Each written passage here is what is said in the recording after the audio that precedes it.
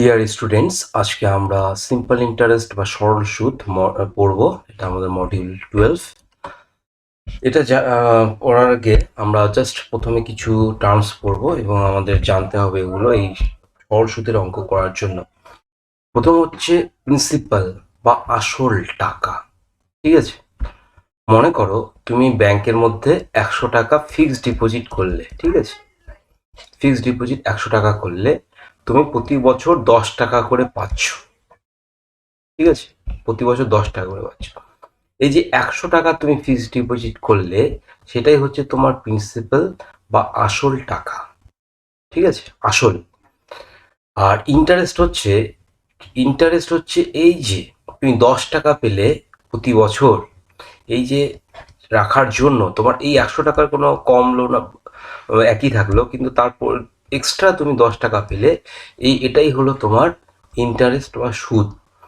Rate of interest মানে 100 টাকায় তুমি এক বছরে পেলে 10 টাকা, তার মানে 10% তোমার হচ্ছে করে টাকা পেলে বছরে।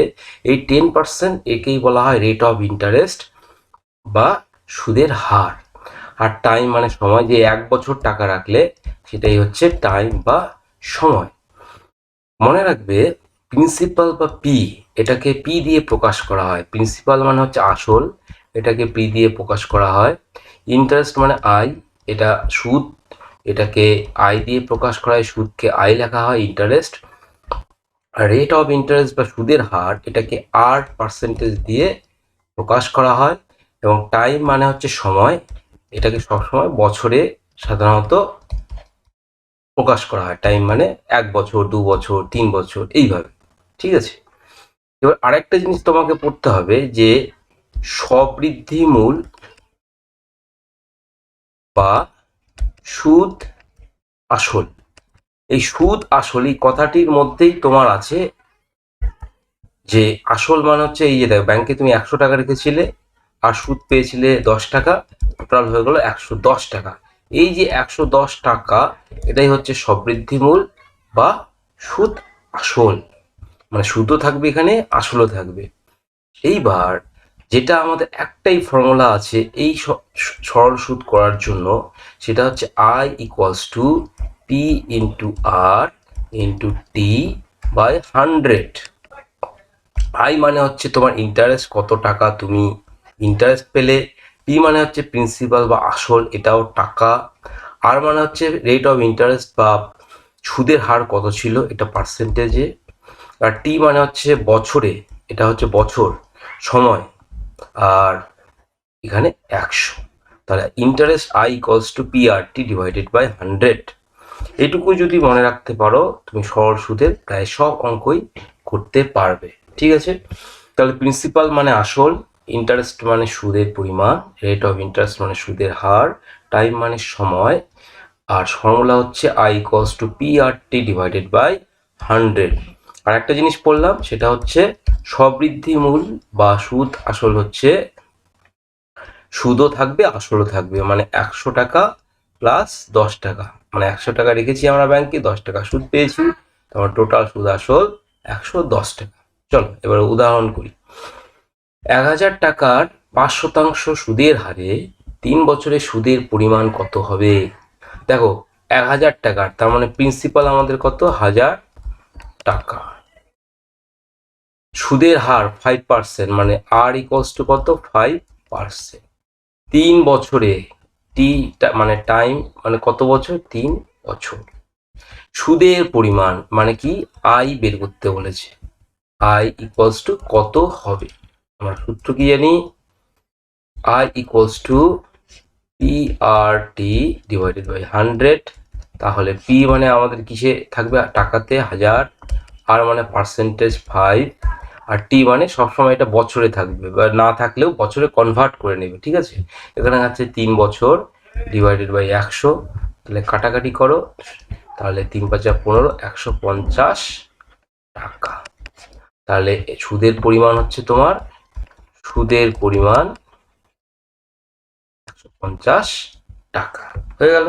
তাহলে পি আর টি, এই সূত্রটা মনে করলে রাখলে এই তোমার অঙ্ক শেষ।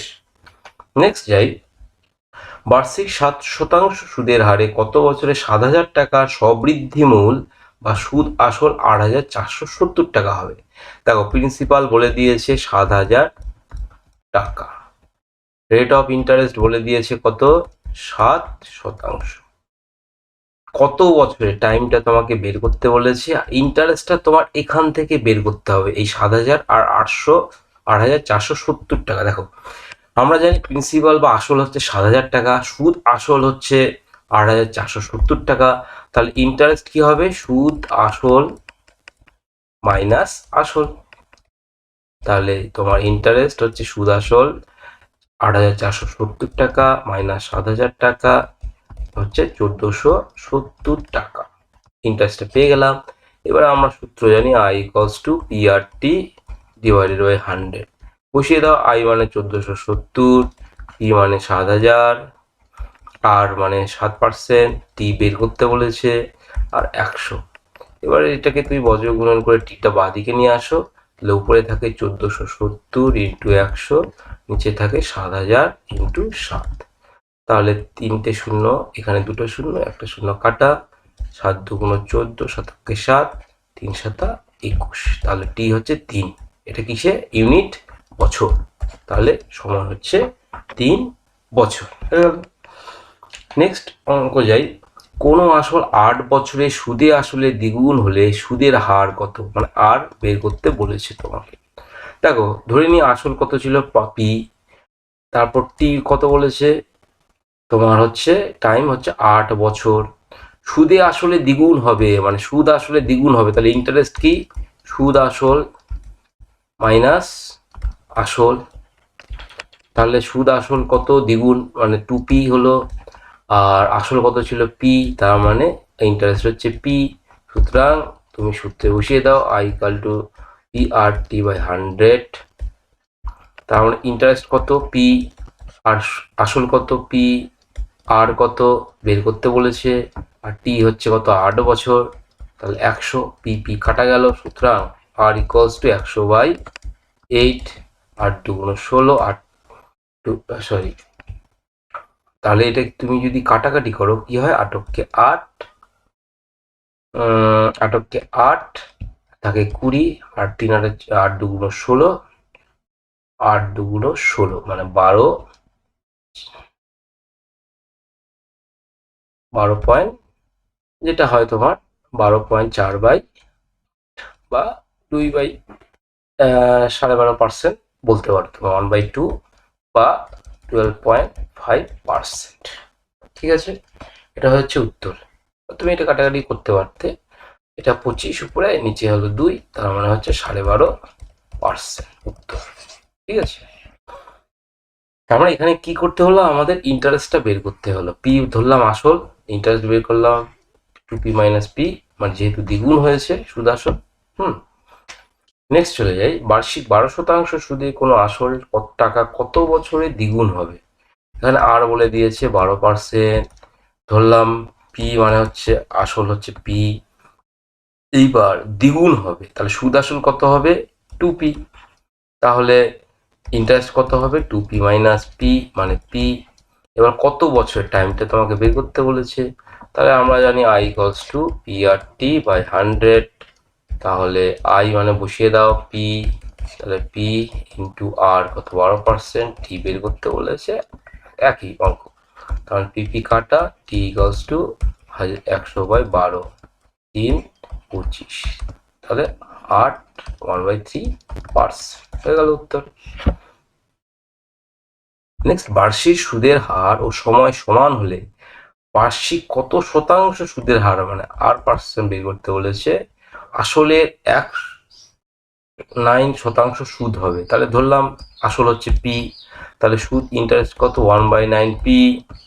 এবার বলেছে বার্ষিক সুদের হার সময় সমান, তার মানে আর ইকুয়ালস টু যদি ধরি আর, আর টি ইকুয়ালস টু আর, মানে এই দুটো সমান। ঠিক আছে, বলে দিয়েছে কোশ্চেন।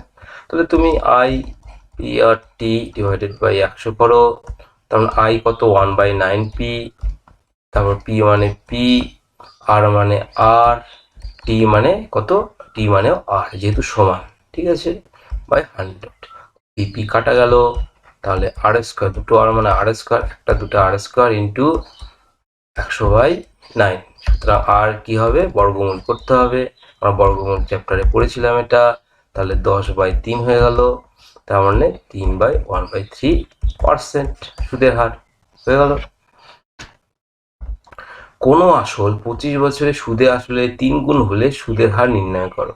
দেখো আবার একই অঙ্ক ধরলাম, পি হচ্ছে আসল, তাহলে সুদ আসল কত 3p, তার মানে ইন্টারেস্ট কত হবে 3p মাইনাস পি মানে 2p। আর সুদের হার বের করতে বলেছে, টি কত 25 বছর, সুতরাং I equals to P R T by 100 by মানে 2p, এখানে পি আর বের করতে বলেছে, টি মানে 25 বছর, 100, পি কাটা গেল, এবার কাটাকাটি করো, 25 মানে 4, তাহলে আর ইকুয়ালস টু 4 দুগুণ 8% হয়ে গেল, সুদের হার 8% অঙ্ক হয়ে গেল। তার মানে কি করতে হয় এই সমস্ত অঙ্কে, শুধুমাত্র আইটা তোমাকে বুদ্ধি করে বের করতে হয়। এক ব্যক্তি কিছু টাকা একটি ব্যাংকে 8% সুদের হারে 5 বছরের জন্য এবং একই পরিমাণ টাকা অপর একটি ব্যাংকে 10% সুদের হারে 6 বছরের জন্য রাখলেন। শেষে লক্ষ্য করলেন দুটি ব্যাংকের সুদের পার্থক্য হচ্ছে 400 টাকা। তিনি প্রতি ব্যাংকে কত টাকা রেখেছিলেন, মানে তোমাকে আসল বা পি বের করতে বলেছে, ঠিক আছে। দেখো তাহলে আমরা জানি I equals to P R T by 100, তাহলে পি কি হয় বলতো 100 into I divided by R T.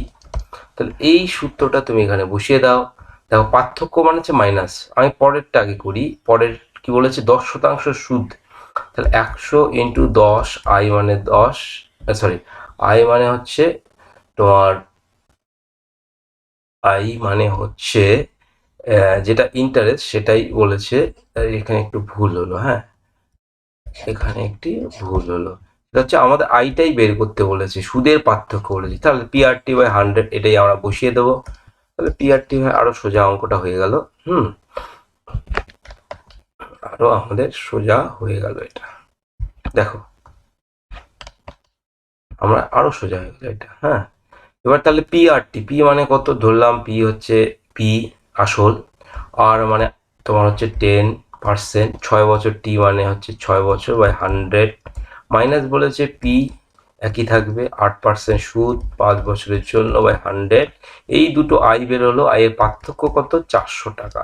তাহলে তুমি যদি এটা করো, পি মানে উপরে হচ্ছে 60 মাইনাস 40, 100টা বাঁ দিকে নিয়ে ডান দিকে নিয়ে যাও, 400 ইন্টু 100, তার মানে P equals to 400 into 100 divided by 20, তাহলে 20 20 400, তাহলে কত হলো 2000 টাকা।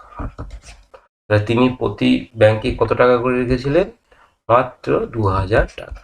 এটা হচ্ছে উত্তর, ঠিক আছে। এবার নেক্সট যাই, একটা প্রিভিয়াস ইয়ার কোয়েশ্চেন এসএসসি মানে স্টাফ সিলেকশন কমিশনের, if annual rate of its simple interest increases from 10% to 12.5%, a man's salary yearly income increases by 1250, his principal is কত হবে, ঠিক আছে। ইয়ারলি ইনকাম মানে হচ্ছে এটা হচ্ছে ইন্টারেস্ট, ইয়ারলি ইনকাম বেড়ে গেছে, মানে ও ব্যাংকে রেখেছে সেটা বেড়ে গেছে, ইয়ারলি ইনকাম সেটা হচ্ছে 1250 টাকা, এটাই হচ্ছে আই। তাহলে এখানে আই কত 1250 টাকা, ডিফারেন্স আই মানে আই ইন্টারেস্টটা তোমার 1250 টাকা বেড়ে গেছে। তাহলে ওই একই সূত্র, I equals to P R T by 100, তাহলে I1 থেকে I2 মাইনাস করো, তা পিআরটি বাই 100, তাহলে তুমি ডিফারেন্সটা পেয়ে যাবে। তার মানে I1 বা I2 minus I1 equals to 1250 টাকা।